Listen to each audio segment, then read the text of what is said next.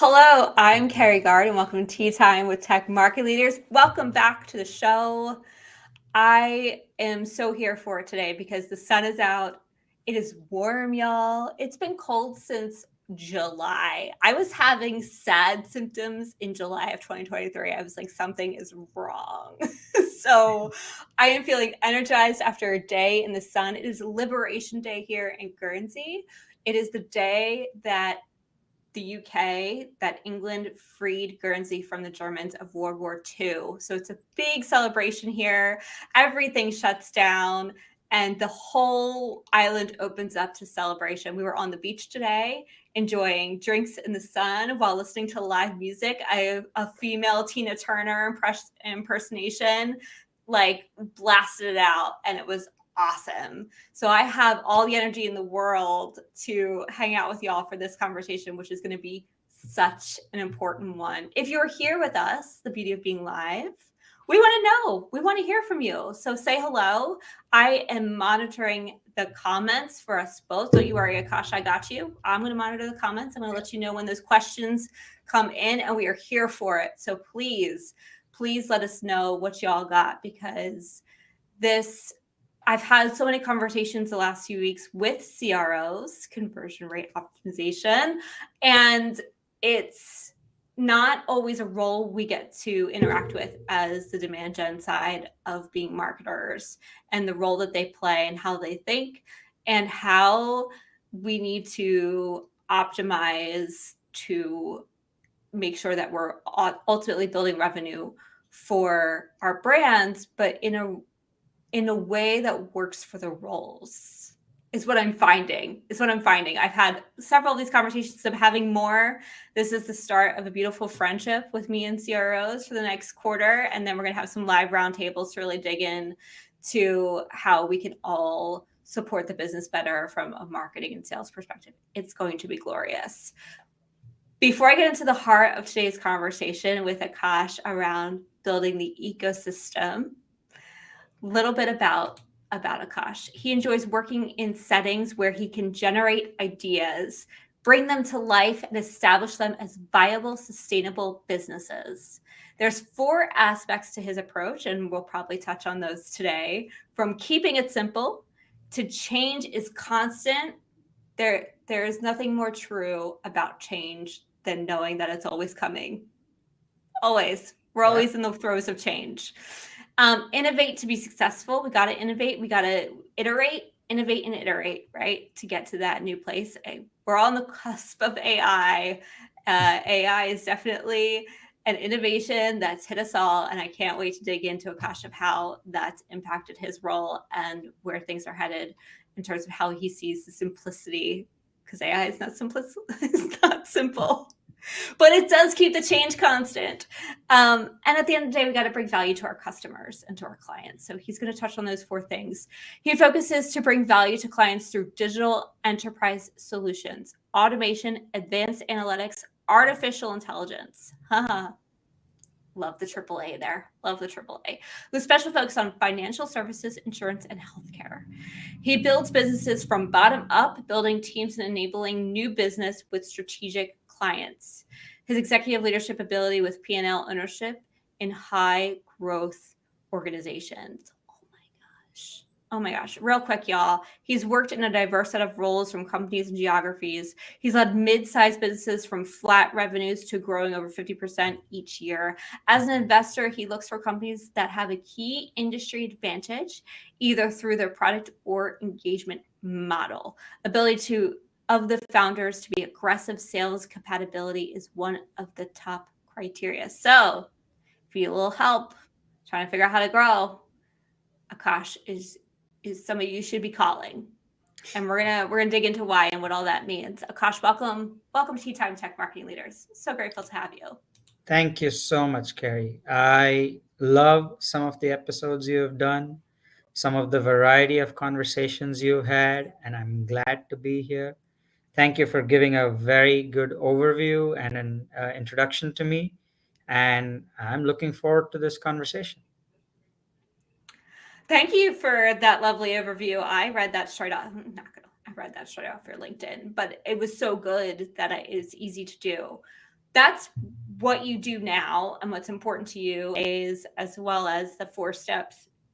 But let's talk about your journey. We are a industry of stories, and how you got to where you got to is really helpful in paving the way for the next generation. So what do you do now, Akash, and how did you get there? Nothing is better said than how your story has evolved. So I love to talk about variety of things. This is about me, but I love to talk about a variety of stories of what I'm selling and what I'm talking about and the value to customers. Uh, my story has been a fun one, I call it.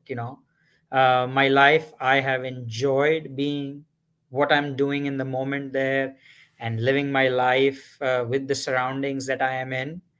And that, along with the support of my family, has led to a great life and a career. And from a career standpoint, I have started as a hardware engineer, very core engineering, after graduating from an electronics engineering college, to then turning to entrepreneurship, and then now turning into the sales and the revenue ecosystem that I am in right now. Also, the fun part has been about living in multiple cities. I was born in Mumbai, but then I have lived in Austin, Texas for a very long time. Also lived in the Chicago area for a little while. I have lived in the Boulder, Colorado region for a while. And now I am in the Boston area. So we've been multiple places which couldn't have been possible without the help and support of the family. So I call all of this an adventure with our family. So that's my life story of how I came to where I am right now. I have to know how you got from a place in Mumbai to Austin. What was that leap? What So took you? that is where I started my undergraduate college in Austin. So that was a leap that I took. I had a few friends who were at the University of Texas in Austin. I loved the place when I visited it. I still love it. It is, lived there for about 10 years, saw the city grow significantly. And that's where I got to know how a great school can be run even with 50,000 students at school. So um, that's how I began in Austin, and that's the first place I came into the United States. Yeah, culture shock. A little bit. A little bit, absolutely. But I also lived in Mumbai, which is a pretty urban spot. So from that perspective, not that bad. But obviously, the ways of doing things, the culture, the you know travel, and Mhm. how you talk to people, to how you evolve, it's all very, very different. But it was a great ride. As an expat myself, the other way, having grown up in America and then moving to the UK, there's so many things that I love about being abroad, and there's things that I miss. Mhm. What's it for you? What do you miss about home, Mumbai? But then what have you fallen in love with having lived abroad? So, now I have lived more of my life here in the United States than I've lived in India. So, we've got to figure out which one's home now, Yeah, right? that's But true. the difference I foresee is in the way the interactions between family and friends are. Both have a different way of doing it, but it is amazing how we as humans adapt to our surroundings and kind of have our own friends and family in the way we grow up. And I was not even 18 when I moved, so it was amazing. That's how my adult life has been here in the United States. uh, it's also about friends, family, but more about your surroundings. You are what your surroundings are, and that's what I believe and I've grown up with. Oh my gosh, 18. Whew. I moved here at I don't know, 38, and I was like, yeah, it was a huge culture shock for me. But I think when you're older, it's harder to adjust. Um, Absolutely. it's so much harder to adjust. I also have to wonder how you went from such warm places, Mumbai and Texas, to such cold places of Chicago and Boston, and how that adjustment has been. It's the northeast part, and the north part of the United States is beautiful. You get to see all the seasons. There's the fall season with the beautiful colors. You start getting to do winter sports. Our family skis, so Oh, you nice. start doing that stuff just as part of what you're doing. Yes, true. It's true. You sort of, to your point, adapt to your environment, That's right. especially having lived in big ski areas from Colorado to now Boston. Mhm. Although the Boston Hills, comparatively to the Colorado Mountains, are probably a bit adjustment. Yeah, we moved back to the Boston area 2 years ago, and it's been tough skiing here after having done that in Colorado. I am not a skier, but my husband is, and so when he saw the hills of Pennsylvania, he was like, "This is a skier. These hills are a ski resort." I was like, "Listen, you who've been all over France and Europe, these are our skis. Yes, this is where we learn." So I appreciate that for sure. Before we get into the heart of our conversation today, which I think this lends itself to, of how you've been able to adapt to the different roles and responsibilities you've had, what's a challenge you're currently facing? What's hard right now? What feels in your way? Uh, from the topic we're discussing, right? Let me give you the background. As a chief revenue officer at Lumen Data, we are a boutique data company that focuses on bringing information and generating insights for our clients. Uh, the biggest challenge that I face, Carrie, today is how do you measure the success of the outcomes you're driving? Uh, this goes back to our discussion of the ecosystem. There is a lot of pieces in my ecosystem that I work with on a day-to-day basis. The key ones being sales and pre-sales, and solutioning for the offerings that we have. But how do we deal with marketing, right? I split it up into two pieces. One is growth marketing, and the other is brand marketing. And the growth marketing piece is something which is all about conversion to business or conversion in the business, whereas brand marketing is a long term game, I view, and how that has evolved over time and what is required in our scenario of being a B2B services organization. So, how do you measure the success of a brand marketing exercise as you're going through it? How much, and going one level deeper to that, how much of this outbound brand marketing you're doing, how is that contributing to the success of your business? Uh, they are both intertwined, and the whole ecosystem is intertwined, with each having to support each having to help each other to make it happen. So that challenge is always in my mind, right? Yes, our business is successful, we're gaining revenue. How much do I attribute it towards which part of the ecosystem is always a challenge. Before we get there, I'm trying to help folks sort of place the CRO, the Chief Revenue Officer, in the ecosystem of a business, because you have a lot of chiefs these days, not to Correct. diminish any of them, especially in enterprise. I think they're all very important, but how you all sit in your roles and responsibilities, I think, is also key.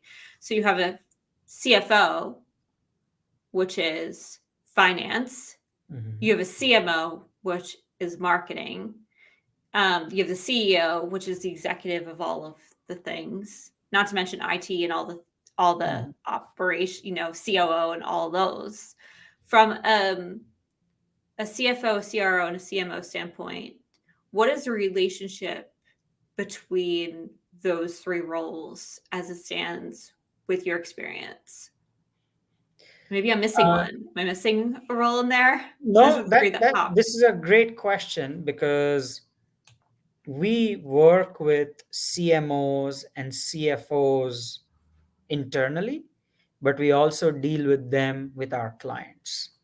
Oh, What we are seeing consistently with our clients is that the CFOs are having a bigger role to play in these last couple of years when the economy is assumed to be tightening and it is getting more and more difficult to go through the process with the buyer.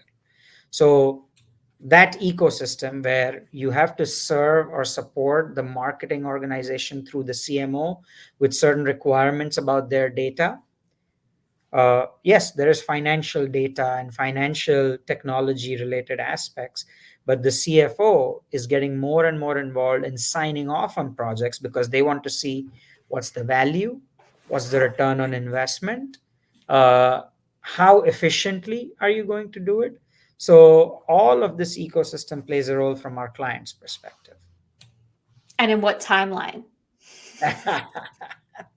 That's a challenge. Recently, we've seen a lot of more due diligence being done. So the timeline has increased. I would say at least 20 to 50% increase in the timeline of our sales ecosystem. It's wild. It's a wild ride out there for sure from a sales perspective. In terms of internally and how you work with the CFO and the CMO, what are the sort of lanes you all play in, and where do you naturally cross over but also try and not step on each other's toes? That's a great question too, and we struggled with that when we initially, being the boutique company we are, of how do we differentiate. So we said in the marketing space, for example, we will have growth marketing and brand marketing as two swim lanes. The CMO or the marketing lead oversees all of them, but they own primarily the brand marketing. Okay. And the growth marketing is driven through my channel because I am responsible for the growth of the company from a revenue perspective. So it is like this, I have a dotted line into the CMO for the brand marketing because the Hmm. revenue and the sales inputs are necessary. From the growth marketing perspective, I lead the charge, and the CMO and the organization supports me from that perspective. And from So a you CFO perspective, it's all about how can we build the right commercial engagement model for our clients, who every one of them is different, and how do we make it feasible and the right model for each one of them. So if we are not best friends with my finance team and the CFO organization, we won't succeed. I think that's incredibly important to understand how each of those roles work. In terms of the CRO role, does that mean you're, this is going to sound weird the way that I say it, but I think you'll understand what I'm saying. Are you mostly in charge of sales then? Like, where's the sales team fall between marketing and sales? Who do they ladder up to? That's why I feel like So I'm forgetting a role. So yes, there is sales, there is growth marketing, there is pre-sales and solutioning. There is also a key aspect of partnerships. So all of Okay. these different channels are the revenue generating ways. And Right. that's what reports up into the chief revenue officer in my role that I'm in. If we were to think about this as a funnel, which I know is, there's a lot of feelings around the funnel right now, whether the funnel is still a thing. Yeah. But I feel like in the way that you're talking about it, it's lending itself there, where demand and brand are more at the top Hmm. of driving the awareness of the company and how y'all help people do their jobs better, essentially, and the Mhm. value. And then where you sit from a CR perspective in the sales function and working with the CFO is more bottom of the funnel to then like capture that revenue. Is that fair to I, say? I will add one more thing, right? There is also a lot of our top of the funnel generated by the sales ecosystem, not just from the brand marketing, because we bring in relationships and we do our own reach out. All our sales team members also reach out to people, sometimes to first degree, second degree, third degree connections, or people they've worked in the past, to be able to generate new avenues of revenue. So the sales team does fill some of the top of the funnel, and then they take it through the funnel. But I would say the brand marketing is not just about top of the funnel. If once we have somebody in the top of the funnel, we keep nurturing them about our brand as they're percolating through the funnel. So brand marketing doesn't end when somebody's at the top of the funnel in our ecosystem. It has to go all the way through. So maybe Andy Georginas, who's both on the product and marketing demand gen side, is right, where it's more of a flywheel of y'all are contributing to Mhm. the growth of the company. And when y'all are in your zones of genius, that wheel naturally will pick up momentum and speed and just go. And Absolutely. the revenue will come. So I think y'all are speaking a similar language. I'm going to have you and Andy meet. It's going to be magical. Um, Akash, let's get into the heart of our conversation today around the ecosystem. Mhm. So, when you and I talked, I loved this phrase so much that I've been using it everywhere. So, credit where credit is due, y'all. I know you keep seeing it in my LinkedIn posts, and this is where it derived from, not just from those Netflix shows which I watched, which has popped up there too, but mostly from starting here with our conversation. So, when you're talking about marketing and sale, this flywheel analogy as well, when you're talking about this ecosystem, what does that mean to you? What are all the different parts and players of that? I will add one more comment before I get into that question. This flywheel Yeah. gains momentum much faster in different sizes of organizations. I worked in very large organizations where the flywheel is moving so slow, whereas in mid-sized, smaller organizations, it works and has the potential to move so quickly that you learn from every iteration and your outcome becomes better as you go along. So I just wanted to add, because I love working in smaller and mid-sized companies, which I've done in the recent past, and uh, this whole ecosystem question that comes up there. So So it's like between moving the Titanic versus moving the tugboat, right? You're able to move a lot faster when you're moving that tugboat and iterating really quickly versus when you get to be a bigger organization. You got the Enterprise, you got that Titanic, you gotta get away from that iceberg. It's a little trickier for sure. Okay, I'm sorry. Analogies for the win. Let's keep going. So I think one of the key things from an ecosystem perspective is to think about what are you driving towards? What is the goal with which you are running the ecosystem? Uh, as you said in my introduction, but as part of that is to bring value to our customers is one of the key things that I focused on. So then you have to start thinking how this ecosystem has a play, because our buyers and our customers need to see value on an ongoing basis. It is not a one time thing and done. Just every day, I'm here in Miami sitting with a client earlier today, and it's been a client for a while now, but there is always an ask and a expectation that we add on the value. So that's where some of the marketing ecosystem supports, where some of the content we have published that the marketing team really works on with our technical team to produce. uh, some of my sales team members who bring in the value of the relationship they've had with this client and where it all fits in together. So all of these play in the right way at the right time in a client ecosystem. Now, where the sales and marketing have to do a dance together is that if you fall out of sync, you're going to take a misstep. So and I'll give you a live example. If we are talking about a specific topic that marketing has published about and is nurturing our specific clients, the sales cannot have an opposite message. They have to flow in the same ecosystem, same messaging. So if marketing and sales is out of sync, there's going to be trouble, right? So that's Yeah. start of what you started to talk about, Carrie. I have a couple questions from so many wonderful things you said in there. And you're starting to layer on, which is important and that happens naturally, but it also starts to feel really complicated very quickly. Yes. So, as somebody who believes in simplicity, Yep.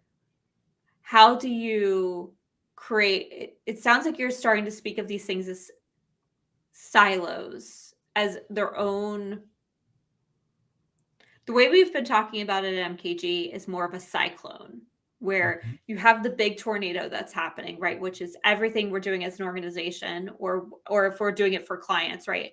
It's everything you're doing as a client for your brand. But then you have these mini tornadoes inside that feed the bigger tornado, right? So Yep. that's why it's a cyclone. So like marketing is its own tornado.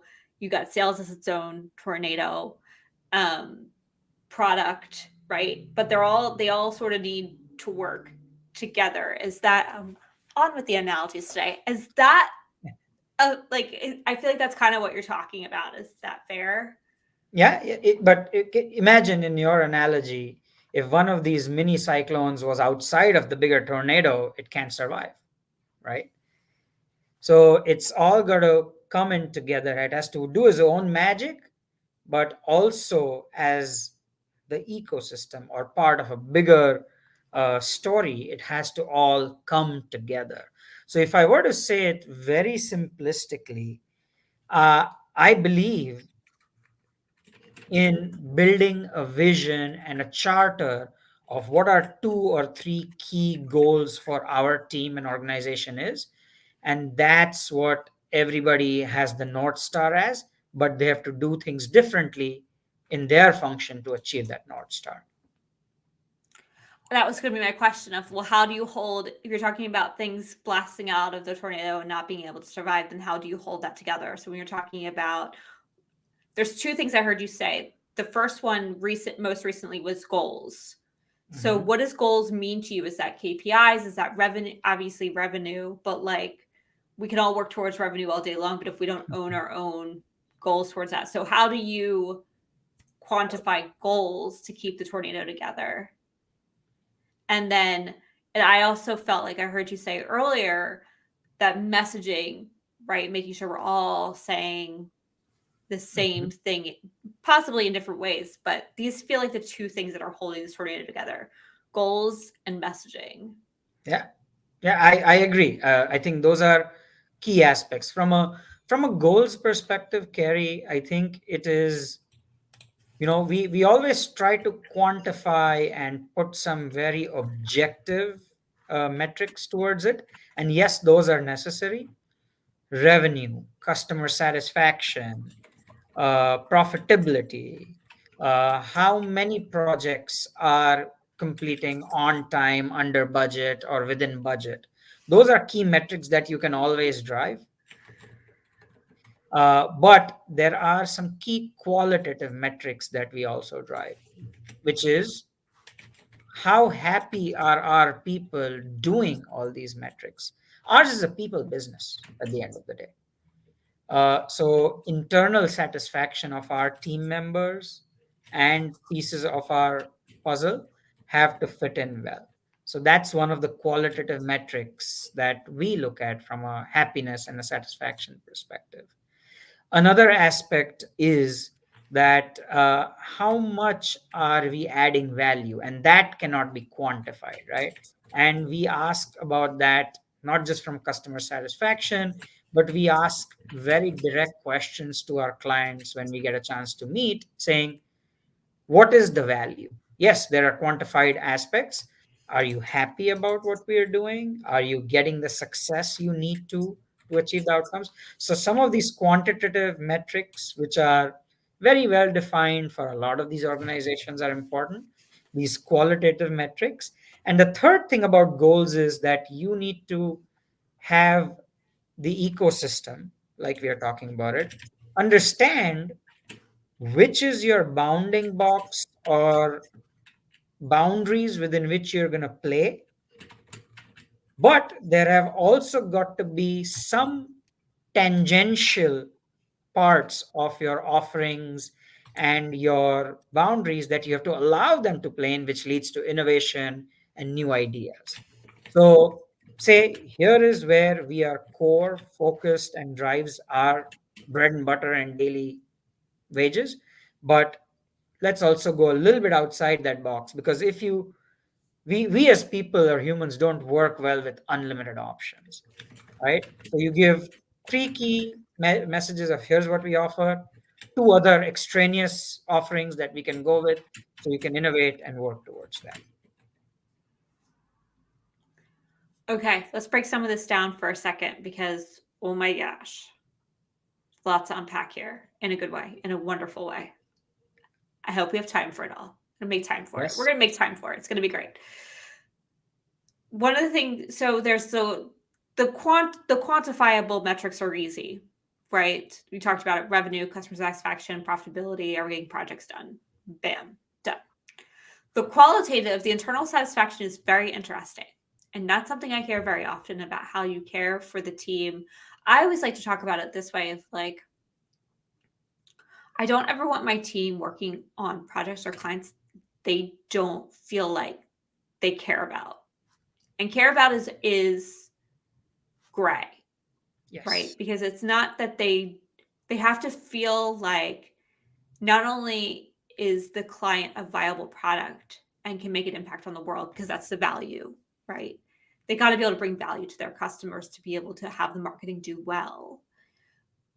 And do they feel like on what we can control from an SEO and digital ads perspective, we can make an impact on the brand?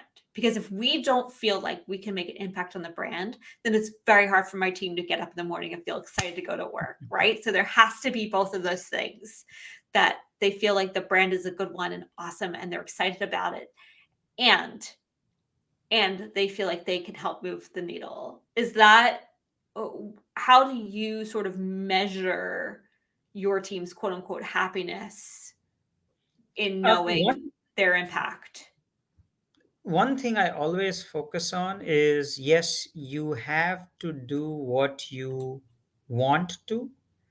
And then there is a second aspect I add on any team members I bring on is about challenge. Are you also willing to challenge yourself? Which, as humans, we do not like change, or we try to resist change. But if you are not able to challenge yourself to go outside the box and what you like, you will never be able to explore anything further. And that's one of the criteria I have always used. Love that. Yeah, I mean, I think as humans, we definitely, there's three when you look at the hierarchy of needs, right? First, you need to feel safe. Do I feel safe in this job? And do I feel like I'm seen, heard, known, and accepted, as my coach likes to say, right? Number one. Number two is, do I feel a sense of belonging? Do I have similar values? Do I like where the company's going and the trajectory? And I feel like we have some camaraderie here, even if we're remote or in person or whatever the case may be. And that aligns with where I am in my life cycle. Do I have kids? Do I not have kids? All those things. And then there's that sense of purpose, right? So if you have the first two, goodness, do you need the third to like keep on keeping on? And Yeah. that's where that challenge for sure comes in, and not getting complacent, I Yeah. think, is where a lot of people are struggling right now of like, okay, we figured out this remote work thing, we figured out what to look for in a company, and now what? Yeah. Yeah. So Yeah. challenging our internal team members is key part of the way we also assess satisfaction. So what does challenge look like for y'all then? Is like, are you pushing them to learn new tool sets, AI? Like, what does the challenge mean for y'all? So from a technology perspective, we push all our non-technical folks to learn at least one level of understanding of the technology in our ecosystem. For the technical folks who are delivering on the projects, for them, can you take a couple of offerings that are not in our core or what you excel at and learn those and tie them into the projects you're doing or seeing? Third is we run proof of concepts and hackathons and MVPs internally for our technical teams to try things new. Mm. I mean, Gen AI and Chat GPT, all of that is all buzzwords today. And, we are also on that bandwagon, but there's a lot to unpack there. So, yes, from a technology standpoint, also from people who are in sales and the ecosystem, it's also about how do you go outside your boundaries. Some people are not as extroverted or have certain characteristics. How do you push on certain boundaries to help you evolve the way you foresee your growth? I imagine there's a fine balance there Mhm. in terms of pushing people and challenging them, but also not to the point where Yes, they're frustrated. yes. And that's where the leadership comes into play, right? That you keep challenging or trying to say, here is where you can go and should go, and what's your growth path look like. But when you see it hitting a wall sometimes, you peel it back, right? Saying, okay, let's pull it back for you, but some of the outcomes that we do need to drive, me as a leader will take on or work with the rest of the team to build a camaraderie, to have the willingness to make us all successful, rather than individually working on it. I imagine for sales that's particularly tricky, especially in the historical days. I say historical, meaning like the last few years of needing to sort of, they've been functioning. I'm speaking generally of from what I'm hearing through the grapevine. So I'm not speaking from experience. This is just from conversations I've had or people I know. So you're going to correct me, Akash. It's going to be wonderful. But from my understanding of what happened in the world versus where it needs to go from a sales perspective, is it's been very much they've functioned as an island, an individual with a list of to-dos, tasks to be done, and they've gotten after it day in and day out. I need to call this many people and I need to push them through this funnel and I need to see if they're ready. And then these are the leads I need to work. And like, that's just what they do. But I feel like what you're talking about is the shift of, and then talking about the ecosystem where they're not an island and people are working together from a sales function and the ecosystem, what does that look like? That's a great question.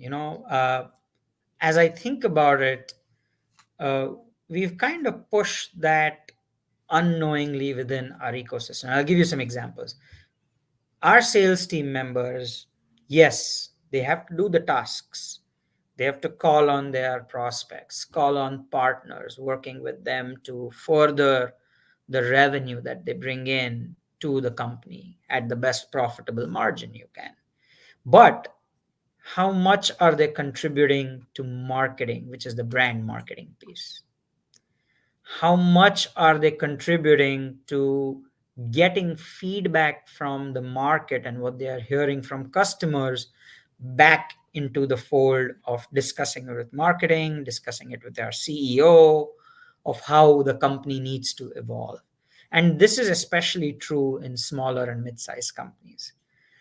So if a salesperson is only doing tasks 100% of the time, they are missing out on these other pieces of supporting the ecosystem and having the company grow holistically. So that is one of the aspects, for example, that I bring in. Okay, and we can go down to drill down into specific metrics, right? That every quarter you've got to write a blog about one of the things you've seen out in the market, right? Yes, you're not actually writing every word and finalizing it and publishing it. Yes, the marketing team is supporting you with the content and how to make that article better. But that's one of the aspects you should be doing. That not only puts your name out as a brand in the ecosystem, you know, you are going to change jobs X number of years later, that helps you, but it helps the ecosystem within the company. So some metrics like those we keep putting, every quarter or every year, do at least one or two webinars as a marketing engagement. So those kind of things we put on. Uh, yeah, we are malleable to it and we are flexible with it, but you've got to contribute to the ecosystem. I think this is so key and also so hard. It's a total mind shift. And I don't know that we've done a good job from a leadership standpoint in supporting sales in making this shift. So I love these tactical things you're being able to show up to salespeople and say, here's ways you can contribute. Mm-hmm. Give us one more. I think this is so great. What's another way that sales can contribute to the marketing flywheel, so to speak? Not marketing as a team, but the marketing flywheel outside of their normal tasks to be done. So another thing that we have inculcated as a practice is to tell the sales team that you are expecting marketing, the growth marketing piece and the brand marketing working together to generate some leads for you to take on and actually take it to conclusion. Why don't you take initiatives with some partners? So we have some technology partners out in the ecosystem who we work with to uh, do that work for our clients in the data management space, in the analytics space. Why don't you bring the relationships of these partners and say, why don't we as Lumen Data sales team support you partner X's pipeline by us doing relevant marketing messaging with you and for you? Now that helps these sales team members build two things. One is working with the partner and building that relationship and showing the value to them. But with the marketing team, they are now really forced to come in and say, okay, here's the messaging. Here is the thought process. Here is the overarching sequence I want to run in a campaign. And what am I expecting as outcomes? Once they get into that mindset and thought process, now they're really thinking what the other side has to also think in marketing or, from lead generation or branding perspective. So trying to do some of their job leads them to think about it. I love that. Well, on the flip side, right? Marketing can contribute to sales.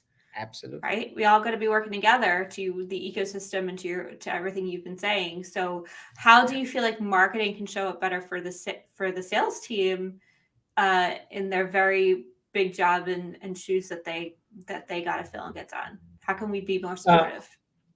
I will say one thing, that sales people, and I am a culprit in that too, we are very impulsive sometimes.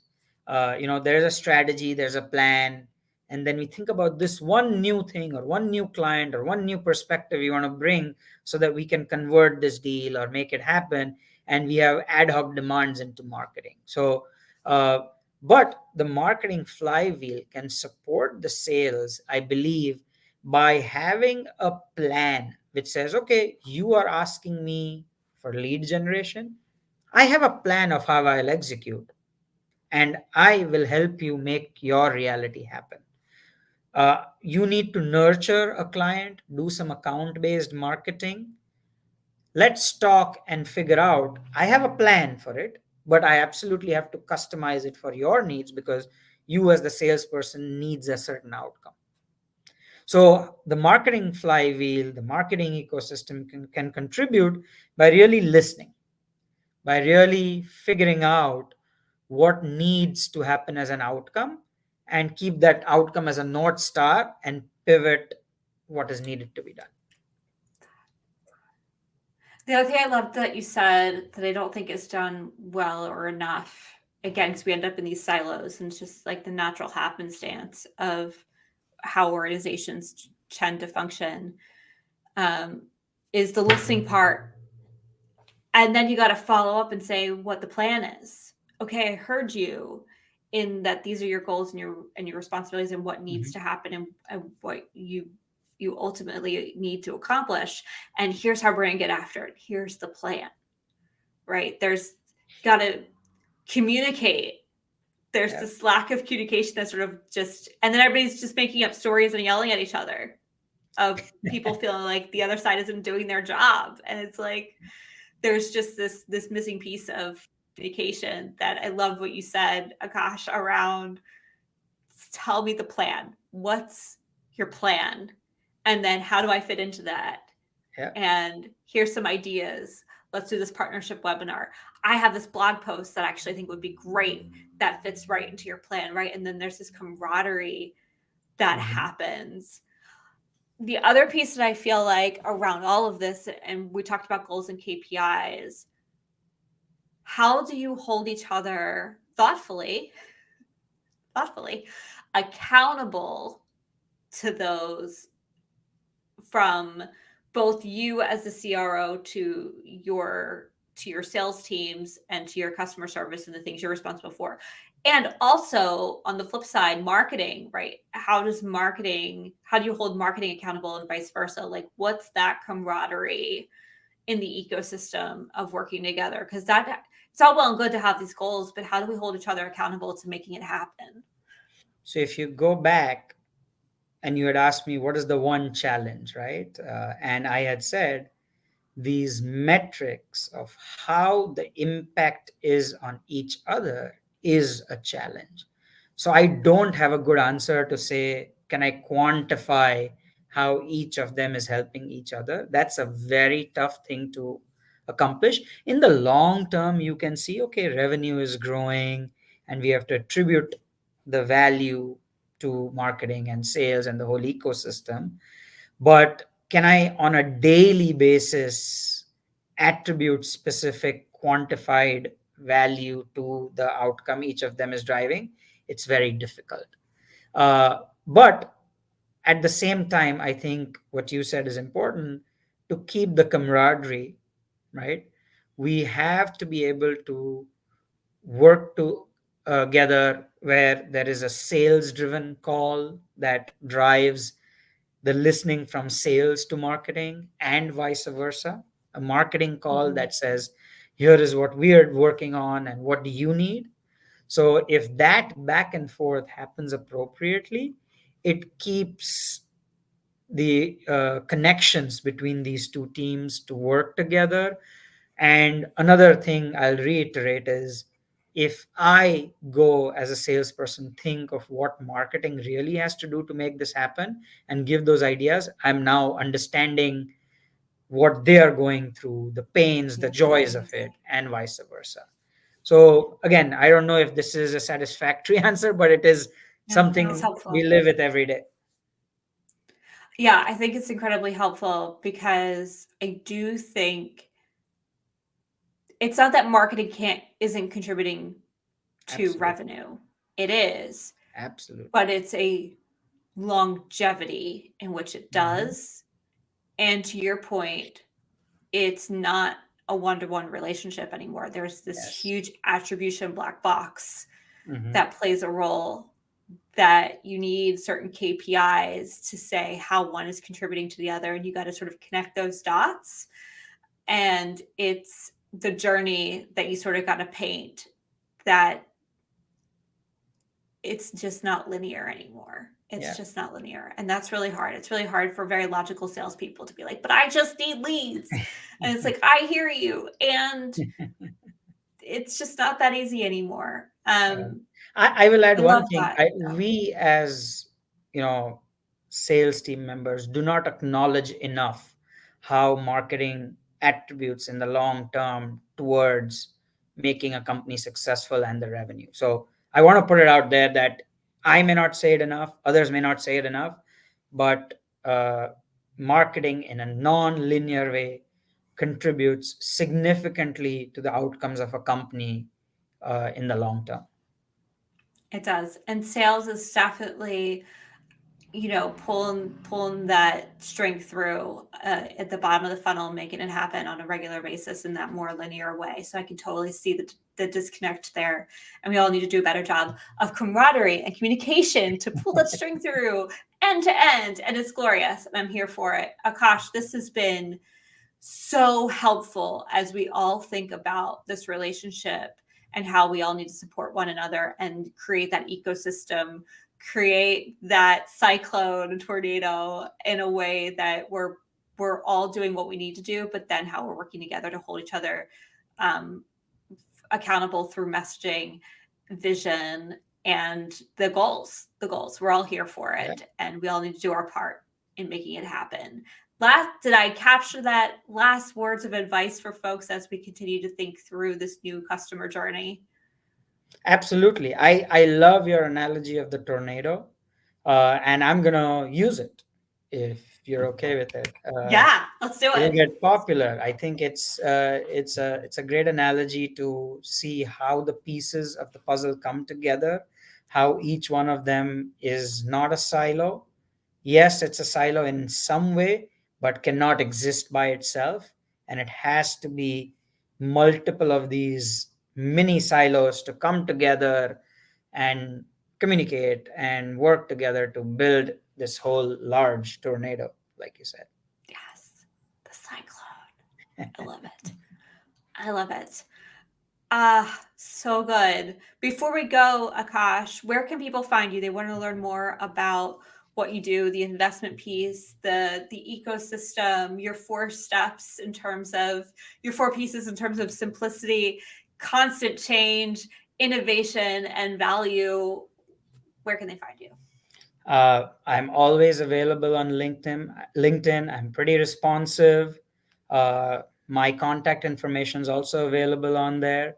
So please feel free to reach out. And I would love having conversations around what you think and what your guiding North Star is as you work through your new job or your new venture, or you're looking to help somebody out. I'd love to have a conversation with you whenever you're ready. And I'm going to have Akash back. Like I said, I'm doing sort of a CRO world tour right now. And based off of some of these conversations, I'm going to pull folks back in for multiple roundtables to continue to unpack these very big topics around how we bring value to our customers, around what the goals and KPIs are of holding this ecosystem together, and how the functions within an organization around marketing, CR, Chief Revenue Officer, CFO, CEO, all sort of work together. So hang on tight. I promise you more is to come. Before we close out, Akash, you are more than a CRO, Chief Revenue Officer. What it's 2024. We are in Q2. We are in May. Spring has sprung, thank goodness, especially in Boston, where it's generally very, very cold. Yes. What are you looking forward to in the next, 9 months in the rest of 2024? From a personal standpoint, I am going to Yeah. be traveling, and we just finished a trip to some of the national parks in Utah, and we're going to take some trip to Northwest national parks in the Seattle region in the summer, and so we love traveling and having some adventure. So that's what I'm looking forward for rest of the year from a personal standpoint. In addition to some of the family milestones we're going to go through, so a lot of things happening on the personal front. On the professional front, it's been a challenging first quarter. We have put all our effort behind what the whole year needs to look like, and get those challenges, overcome those challenges, and make it real, make it successful. that's going to be the goal with our team that we have, and really push forward hard to make everybody in the ecosystem, like you said, successful and gain the benefits of it. Ah, so good. I love it. You set your goals and now we've got to get after it. Got to get after it. We got 9 months left in the year. Not even 8 months.